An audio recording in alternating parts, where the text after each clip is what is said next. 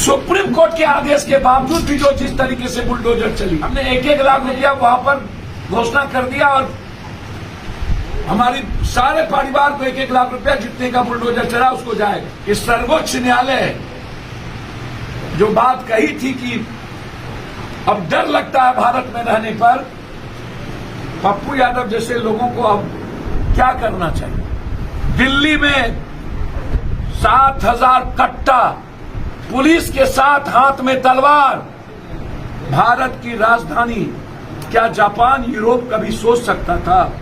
हम सबको मिलके इस लोकतंत्र और संविधान को बचाना होगा। खड़ा हो गया तो बहुसंख्यक वोट मेरा गायब न होता। यह जो गंदी खतरनाक पॉलिटिक्स है और सुप्रीम कोर्ट के आदेश के बावजूद भी जो जिस तरीके से बुलडोजर चली, हमने 1-1 लाख रुपया वहां पर घोषणा कर दिया और हमारी सारे परिवार को 1-1 लाख रुपया जितने का बुलडोजर चला उसको जाएगा।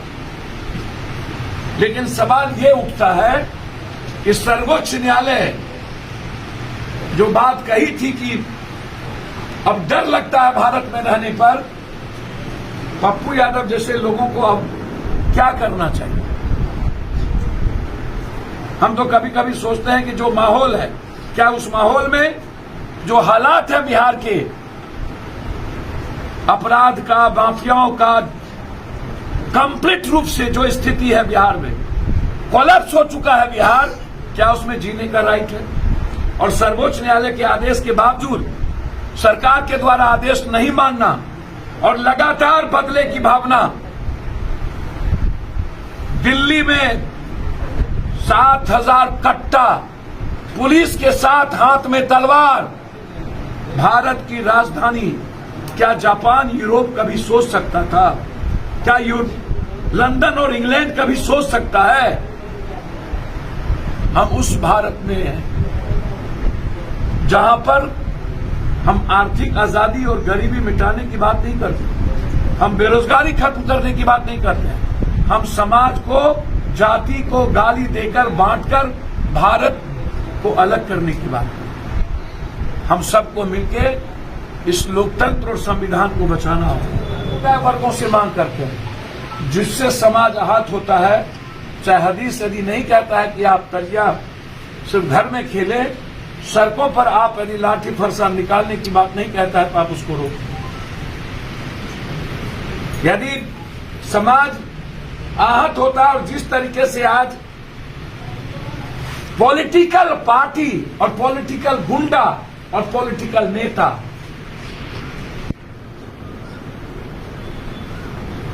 धार्मिक माहौल और सामाजिक सौहार्द को बिगाड़ने में लगी हुई है। यह जितनी घटना हिंदुस्तान में होती है, यह पॉलिटिकल नेता और पॉलिटिकल पार्टी के एजेंडे के द्वारा तय किया जाता है। उसमें समाज की भूमिका नहीं होती है।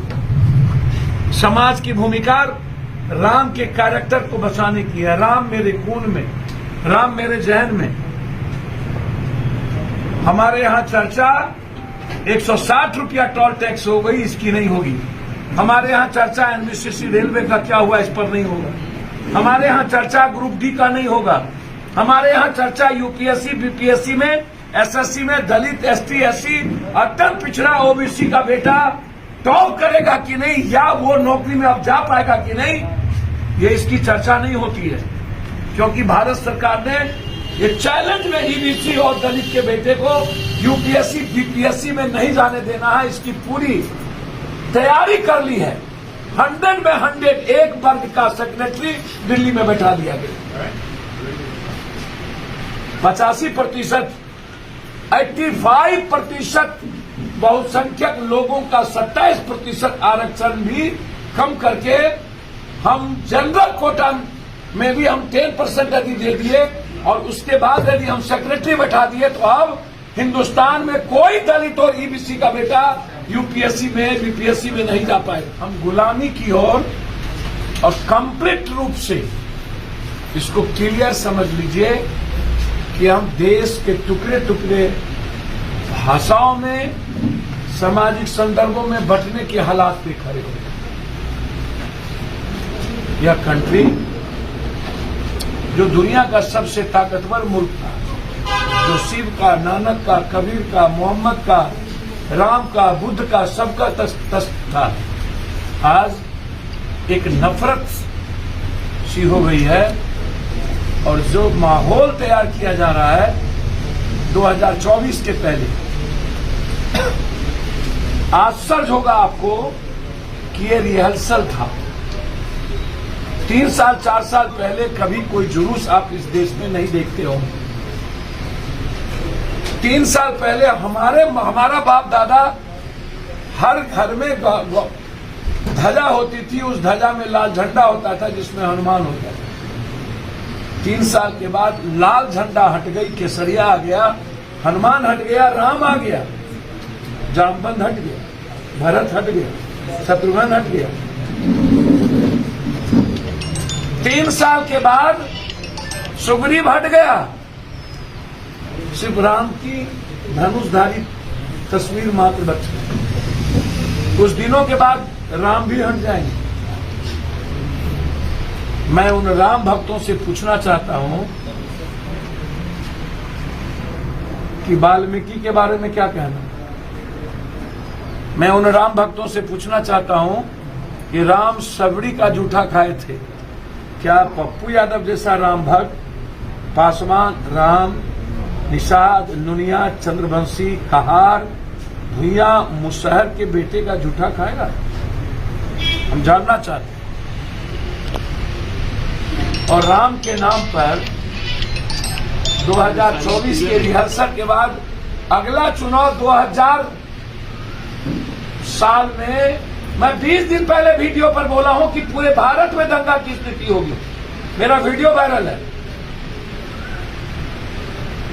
और कराए जाएंगे।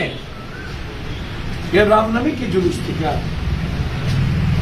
ये जुलूस थी संघी भाजपा के गुंडों, मोटरसाइकिल पर तलवार। कभी आपने राम के भक्तों को देखा?